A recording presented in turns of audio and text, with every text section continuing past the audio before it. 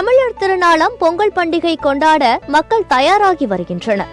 இந்நிலையில் பொங்கல் பண்டிகை என்றாலே பானை, கரும்பு, வெல்லம், மஞ்சள் மற்றும் கயிறு உள்ளிட்டவை முக்கிய பங்கு வகிக்கிறது. பெரம்பலூர் மாவட்டத்தில் பொங்கல் பானையானது பாளையம், காரை உள்ளிட்ட பகுதிகளில் தயார் செய்து விற்பனை செய்யப்படுகின்றன. பாளையம் கிராமத்தில் முன்பு 100க்கும் மேற்பட்ட குடும்பங்கள் பானை தயார் செய்தனர். ஆனால் தற்போது குறிப்பிட்ட சில குடும்பங்கள் மட்டும் பானை தயார் செய்கின்றனர்.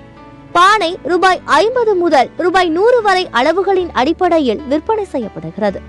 மேலும் தமிழக அரசு பொதுமக்களுக்கு பொங்கல் பரிசு வழங்க உள்ளது.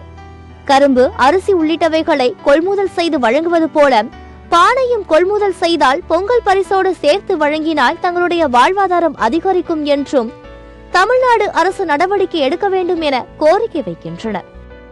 இப்போ நாங்கள் செஞ்சுக்கிட்டு இருக்க தொழில ஏதோ பொங்கலுக்கு ஐயா பார்த்து நாங்கள் செய்கிற பொருளை எடுத்துகிட்டு போய் அரசாங்கத்திலேயே நீங்கள் வந்து வியாபாரம் பண்ணிக்கிட்டீங்கன்னா எங்களுக்கு ரொம்ப நல்லதாக இருக்கும். வண்டி வாடகை கொடுக்க முடியல.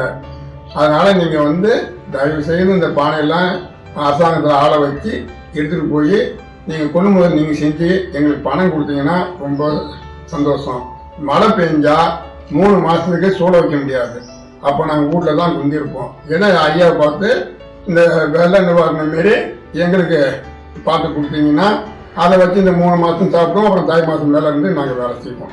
இதுதான் அவங்கள வந்து அரசாங்கத்தில் நாங்கள் கேட்கறது. ஏறி மண் எடுக்க போனோம்னால கணக்குள்ள எடுக்கக்கூடாது போகலாங்கிறாரு. அது என்னான்ட்டு நாங்கள் வந்து நீங்கள் தான் அதுக்கெல்லாம் எங்களுக்கு தயவு செஞ்சு எல்லாம் செஞ்சு கொடுக்கணும். மேலும் பெரம்பலூர் பாளையத்தில் தயார் செய்யப்படும் பானைகள் விற்பனையாளர்கள் வாங்கி பழைய பேருந்து நிலையம், சங்கு சமீபம் உள்ளிட்ட பகுதிகளில் விற்பனை செய்கின்றனர். சத்தியம் செய்திகளுக்காக பெரம்பலூர் மாவட்ட செய்தியாளர் மாரியப்பனுடன் செய்திக்குழு.